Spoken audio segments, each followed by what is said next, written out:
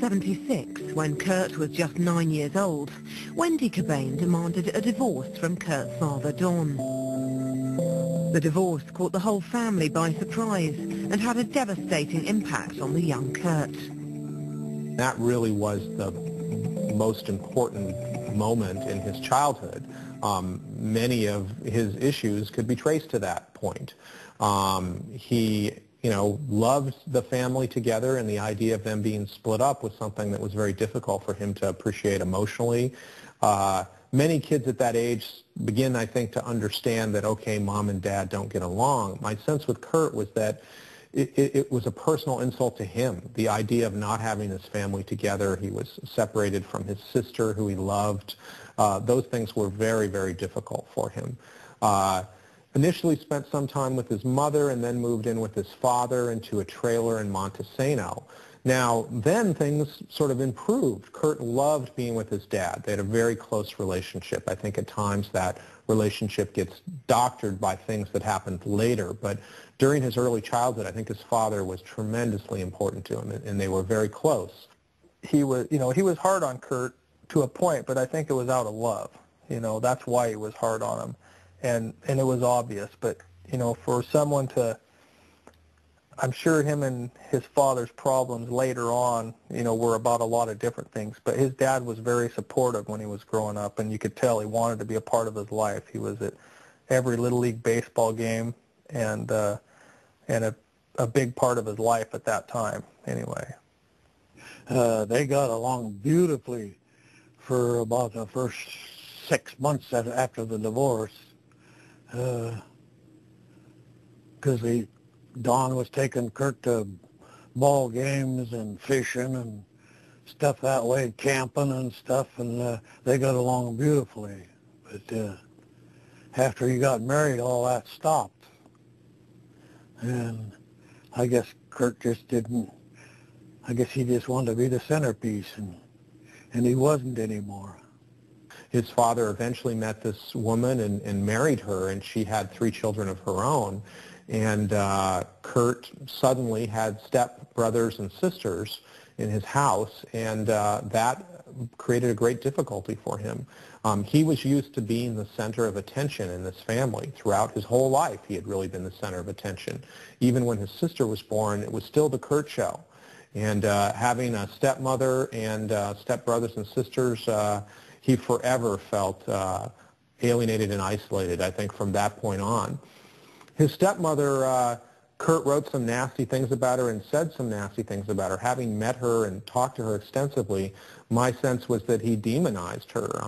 She says that she made every attempt to really love him and accept him as part of the family, but it wasn't the same as his mom. And I think there are a lot of relationships between step-parents and kids that are difficult, and this one was always difficult for Kurt.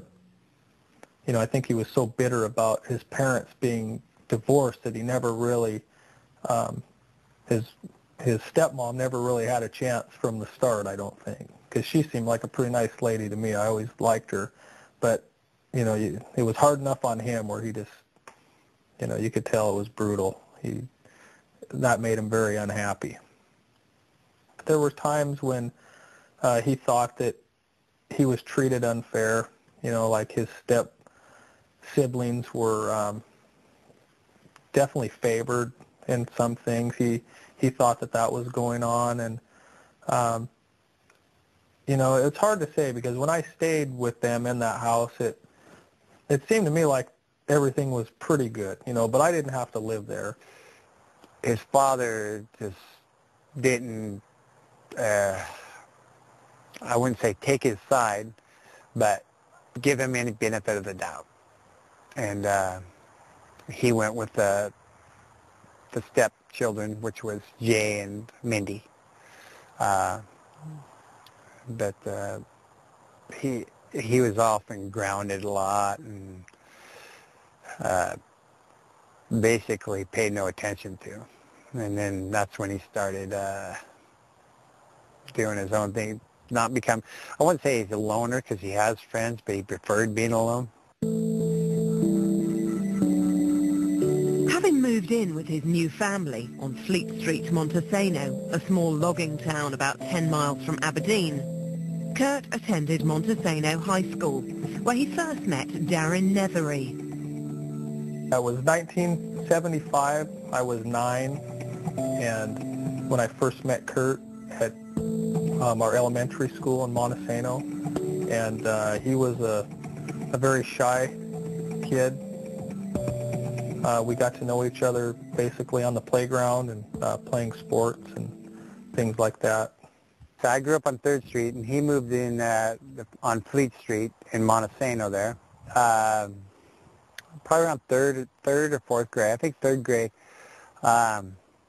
We were around 7 years old, and I used to hang around him, go over to his house quite a bit. And he would live up, he lived upstairs, and I think his address was 413 or something like that, but he lived in the top room up there. Kurt was kind of a free spirit. You know, he was, his kindness was always there, and, you know, he could be, you know, pretty nasty at times, you know, when he wanted to be, and a lot of that was, you know, his sense of humor. We went to Seattle to watch the Mariners play. It was Little League night, and all the kids went up there, and we had a good time, stuff like that. Me and Kurt climbed when it was before batting practice, so we climbed down behind a fence and go down there. It's like 30 or 40 balls down there, and we freaking have them all this stuff, you know, and then he threw them at the players when we were at the police. And then on Little League night, we're like 8 years old, and the usher comes up and says, "Hey, we're going to have to throw you out," you know. As far as schoolwork goes and Kurt being academic, you know, there's no question the guy was smart. He was very intelligent, but he didn't have a lot of drive to do well in school. You know, he might get a C or a D in English class, but he'd get an A in art. His artwork was just,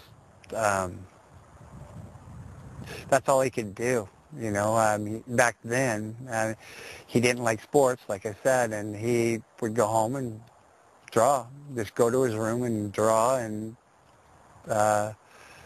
later he would play, like say, he got a set of drums. He played the percussion, and he came to band several days a week, and we have a little band program when we first start out. He was a little blonde-haired kid with a little page boy haircut type thing, and just a regular little kid, and he played. He played pretty good, and he showed talent in the group, and did a good job as we went through the bands.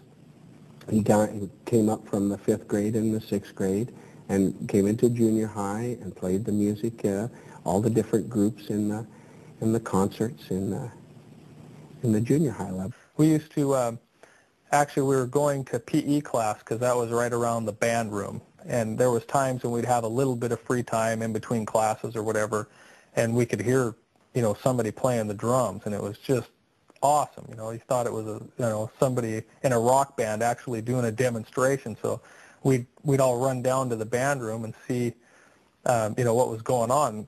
Here it would be Kurt playing on the drum set, and we were just like, wow, you know, that was really fun to see.